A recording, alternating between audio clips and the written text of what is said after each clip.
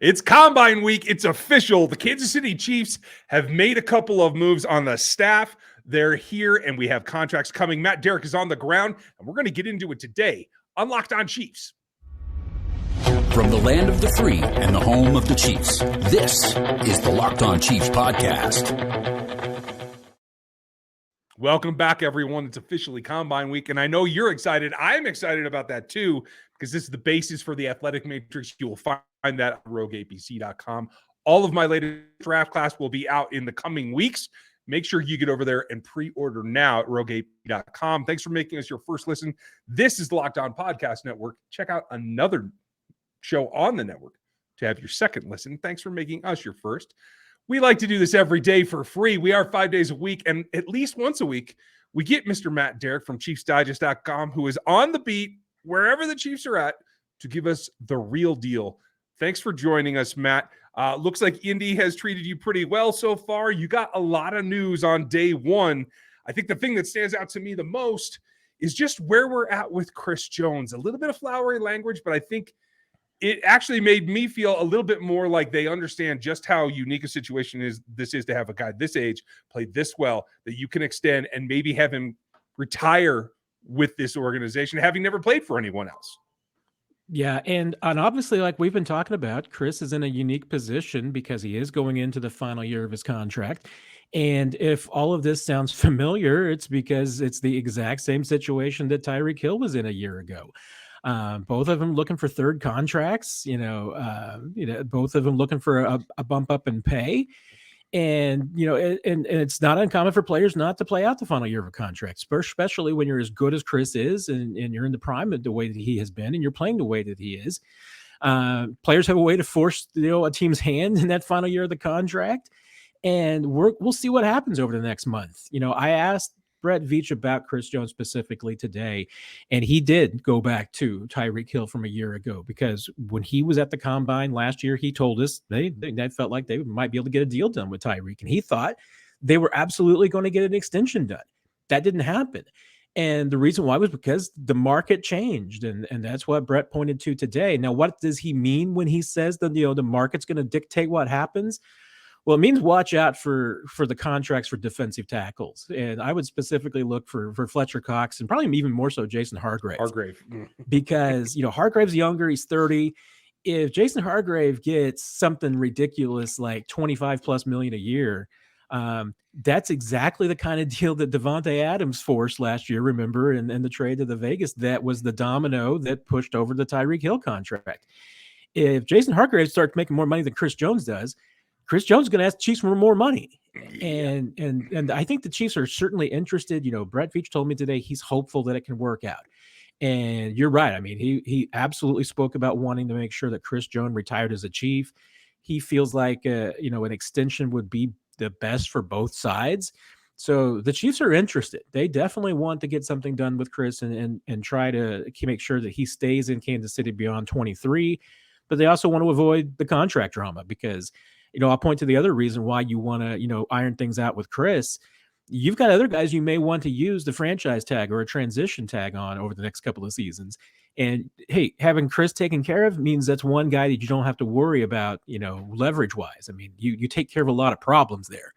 So there's absolutely right now, they're saying the right things. They will talk to Jones's representation and see what happens from here. That we'll see comment. You sound a lot like Andy Reid today. And we're going to talk later in the show about the change at the offense staff, who gets to work with PM15, who might be back on the offensive line. We'll talk about that coming up in the second, but I want to stick with this topic right now. This is setting up the franchise. If you can get the extension done, it allows you to drop next year's salary, which is the tightest of the next 3 seasons, obviously. They fall down to I think they only have 132 committed in 2024 of what is projected to be a 254 plus cap. That's a nice situation to be in. So it buys you a little bit of time. Obviously, you have extensions. We're going to talk about those coming up here later as well. But it's interesting that you compared the we'll see answers today to the one thing that we heard last year that ended up being the shock of the offseason, and that is the movement of Tyreek Hill. Is this a situation that you feel the defensive tackle market with Fletcher Cox, Javon Hargrave, Dalvin Tomlinson, I think those are the three guys that maybe can affect that. I don't know that Larry Ogunjobi or A'Shawn Robinson or even like Sheldon Rankins. I don't think any of those guys are going to affect the Chris numbers. But do you think there's enough of a market there that there could be a team that wants to saunter on up and say, I'll take the best guy on your defense for $24 million a year or whatever he can command, that is just so much like the Tyreek Hill contract was, that the Chiefs have to consider that? Yeah, I mean, it's distinctly possible. I mean, once you get to free agency, I mean, numbers don't always make a whole lot of sense. You see some of the free agent deals that the players get. And the thing is that when you get to free agency, you're going to have to overpay, and teams do overpay. They pay more to lure other free agents than to keep their own. That's why, I mean, if Chris Jones were on the open market, he would probably get more money from another team than he would get from the Chiefs. That's just the way that these things usually work when you get bidders. So yeah, I mean, that's the one thing you don't want to get into, is you don't want to get into a situation where, Chris is either next year hits the open market, could hit the open market, because then at that point you lose a lot of leverage. And then you would have to be talking about franchise tag. And the Chiefs have been down that road before. Even if you get to a point like the Chiefs got with Tyreek last year, and you allow a player to start seeing what else is out there, and then suddenly they find out maybe there is, greener grass on the other side of the wall.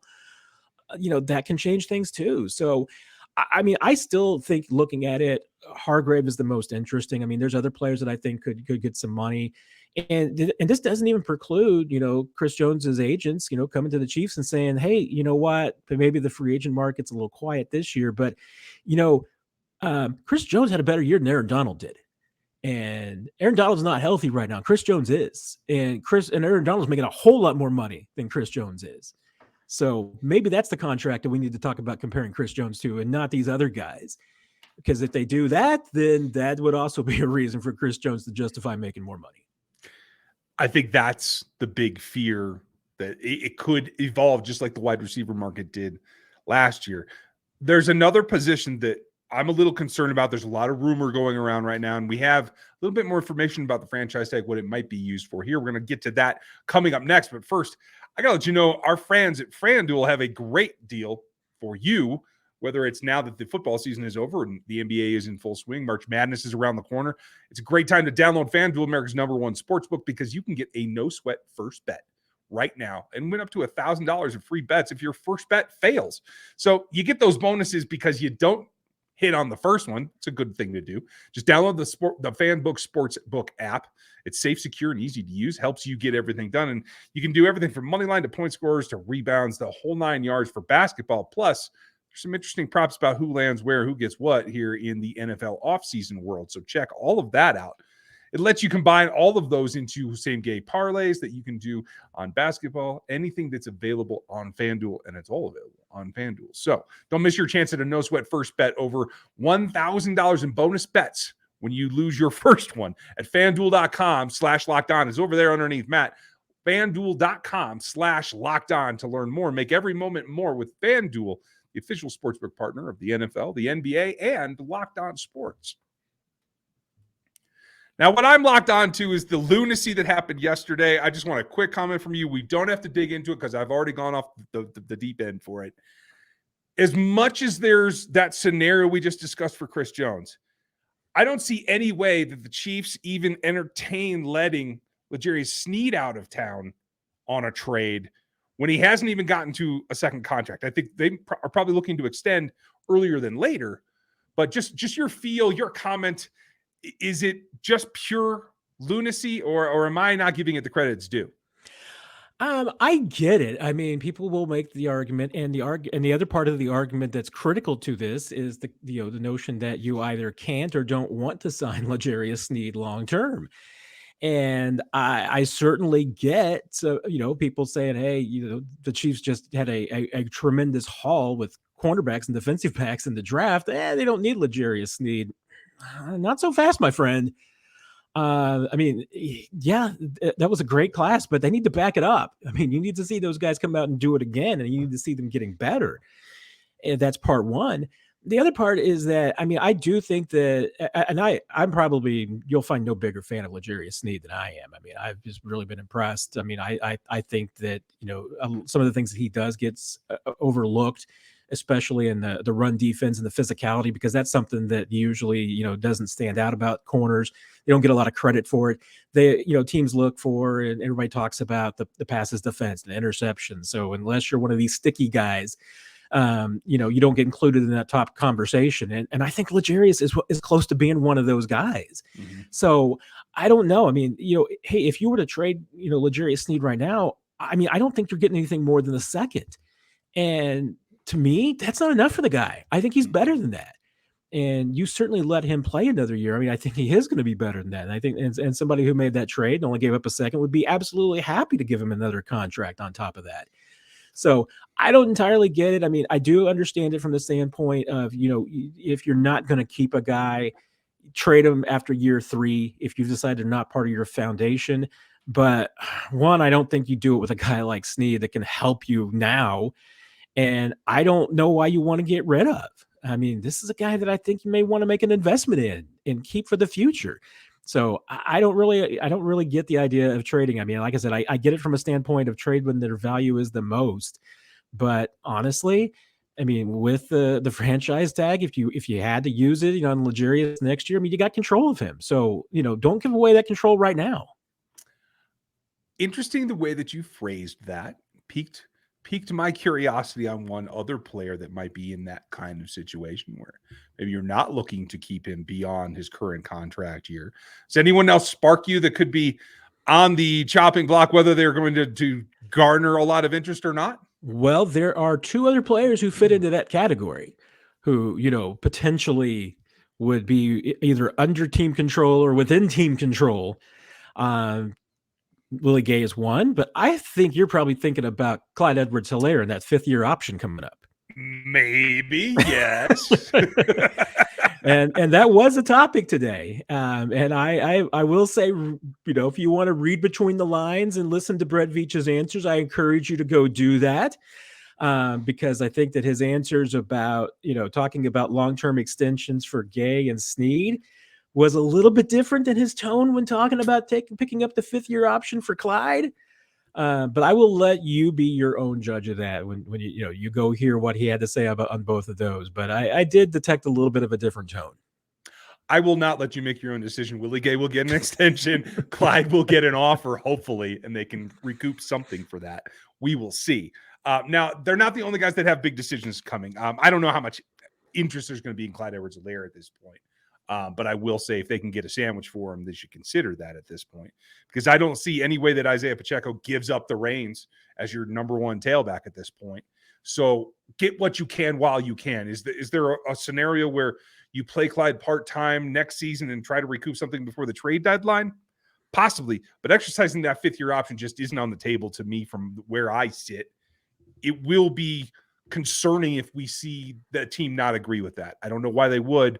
Stranger things have happened, and we will get to that. But there's also, I think, a bigger question with what goes on with the franchise tag. And I felt that Brett Veach's comments about the possibility of trying to pursue still a long-term contract extension with Orlando Brown is still on the table. That seems sincere to me, and I think I can see, despite what fan bases might have to complain about with Orlando Brown, I do think he performed better at the end of the season than the beginning, and I do think that they can see that in terms of a plateau in a draft pick, there's very little to make you think that you can go out and draft a guy who can come in and play year 1, maybe even year 2 at the same level as Orlando Brown. So, given everything that you saw today and you heard from leadership, does this feel like this is an active negotiation? Are we waiting for a tag and then we'll try to put something together maybe before the draft, or how does this feel to you? Yeah, I mean, to me, it kind of feels like 2 sides that haven't done a lot of talking. And I would imagine that there has been little, if any, conversation between the 2 sides on a deal since things fell apart last summer with how far that they were. And, and you get into this and I don't think either side sees March 7th as any kind of a deadline at all. I mean, the reality of that being the deadline for the franchise tag, it's not a contract deadline. So, I don't think either side feels it's necessary to get anything done. I mean, is Orlando's camp sitting there just crossing their fingers, hoping the Chiefs don't tag him? Probably. I mean, that's what I would do. But I wouldn't count on it. I mean, that's like, you're hoping that when I was a kid going to bed and hoping that it snows and school's canceled the next day. Probably not going to happen. So, that means that they've got until this summer to get a deal done. So they got months to go. It's not that big of a concern to me. Brett Veach pointed to the fact today that, hey, remember this time last year, Orlando Brown didn't even have an agent. So, Right. They're further ahead in the ball game right now than they were a year ago at this time. To me, it is just going to be how close these two sides can get together. And, the likelihood of Orlando Brown not being the left tackle on this team, pretty low. There is not a left tackle replacement on this squad right now. And even if you were to come back with me with any of the guys on the roster, I'll point to a conversation that we had with Brett today about Lucas Niang, likely being the next guy up at right tackle. And if Andrew Wiley doesn't come back, and Brett, readily admits, hey, there's question there because he hasn't played, not since the injury. I mean, he came back to the active roster, but he hasn't been in a game. He hasn't been out there. They would like to pencil him in, project him at that right tackle spot if Wiley leaves, but they don't know the guarantee that he can do that. They'll need to see it. So that's why I say, the Chiefs are far from being in a comfortable position to replace Orlando. I mean, if they let him go, or if they were to make a trade of some sort, I mean, there's a lot of options are on the table, and that's one thing that the Brett said today. I mean, the options are there. So I mean, I do tell Chiefs fans, I will say this: be careful for what you ask for, because if you want to get rid of Orlando Brown, I'm telling you, there's a pretty good chance that the next guy is not going to be as good as him. That's the risk that you run, and it does incorporate having to have a target, in my opinion. We'll talk about draft targets as they get on the field here later in the week. There's one tackle in particular I think you guys want to pay attention to. He looks good in red and black already, but we'll cover him later in the week. Now, what we have to cover is who is now going to help Patrick Mahomes be in his ear a little bit more. How does this change? And what does this staff look like for who gets to help the MVP? We'll do that coming up next. Okay, it's combine. So you get a little bit of this, a little bit of that, a lot of, hey, we don't really have an answer, but we'll say we'll see. And then you get some actual news. And Matt, it is Dave Girardi that gets the quarterback coach position to work with Matt Nagy and Patrick Mahomes day to day. He has been the assistant quarterback coach to this point, so already have an established relationship. We understand that he's the next Mike Kafka. He's the hot guy on the staff that seems to be making an impact. Do you read that same scenario here as this is continuity, or is this new blood? What does this bring? That's a really good question, because, the one thing that David Girardi does bring to this team is that he is not a direct descendant from the Andy Reid tree. If anything, he's off the Mike Kafka tree. Hey, and Girardi was a quarterback of his own. I mean, he played at Geneva College. He was a two-time All-American at that level. So he's a pretty accomplished quarterback on his own right. And then he worked with Mike Kafka at Northwestern. He went on the staff there. And when Mike Kafka came to Kansas City through the Andy Reid connection, he said, hey, this David Girardi is a guy that, we need to have on staff. And so that's how Girardi ended up in Kansas City. Definitely an up-and-coming coach. I mean, he's a young guy. I think he's just turned 30, so he's early 30s. Definitely an up-and-comer. This is, I think, not only about, bringing up a young coach and putting him in a position, but also, this is a guy that has definitely made a mark on this staff. Back in training camp, I asked, Patrick Mahomes, what were some of the things that he liked about coaches and his coaches? And he's like, I like people who challenge me. And I said, outside of, Eric Bieniemy and Andy Reid, who challenges you the most? And he didn't hesitate. He said, David Girardi. He says he's a competitive person, just like he is. He's always pushing him. If he's whatever he's doing, he's like Girardi's trying to push him to go a little bit harder, a little bit farther. He likes to talk trash, which obviously Patrick likes to respond to. So there's a great relationship there. Fits really well into that quarterback room. And this doesn't preclude, certainly the Chiefs can have an assistant quarterbacks coach. That's what Girardi was. Wouldn't preclude them from bringing someone else onto the staff who is, new blood, or maybe it's somebody who wants to get into coaching. They've got options there. And obviously, there's, I love your look on that one. I'm not alluding to any specific person. I'm just saying the option. Oh, you is can't there. drop that and not elaborate. No, Who could want to get into coaching in this particular room? And the Chiefs, we know, love having veterans in that room. So even though they got Shane Buechele, coming back and everything, I mean, even though you're losing Chad Henne, you'd love to have a veteran in that room and a veteran voice. So I figure either on the coaching staff or in the quarterback room, you're going to have a veteran of the NFL in there that's not there yet. That's my hot take prediction. Okay. Folks, for all the facial reactions, if you'd like, make sure you subscribe to the YouTube channel as well. I know on the audio that doesn't come through very well, but you never know. I do boil off about when things like this happen, so hey, it's fun. Now that said, I was a little taken aback. They had some high quality candidates, let's put it that way. Guys with coaching experience, Pep Hamilton, Marcus Brady. I really expected this to be something like we want to diversify, not just the staff itself in terms of you've lost a black coach, maybe you bring in another one, but a guy, again, outside the tree. I was thinking this was going to be a great fit for Pep Hamilton. I know they interviewed him for the OC job, obviously felt all on that Matt Nagy was the leading candidate for that. But in order to switch it up, is this more about continuing down the path they're on and not reaching outside the tree for new influence? Or is this just that Pep Hamilton, Marcus Brady, they obviously have much higher profile jobs than a quarterback coach behind Matt Nagy?